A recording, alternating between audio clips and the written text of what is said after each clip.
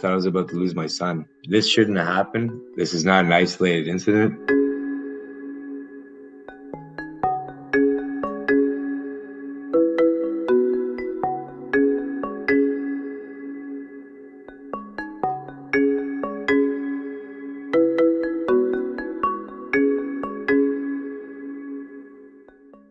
Before I knew it,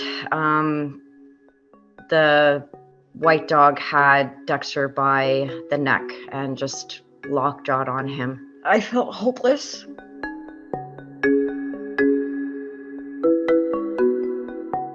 That's total failure on the city. My son almost loses his life, and he's scarred for life.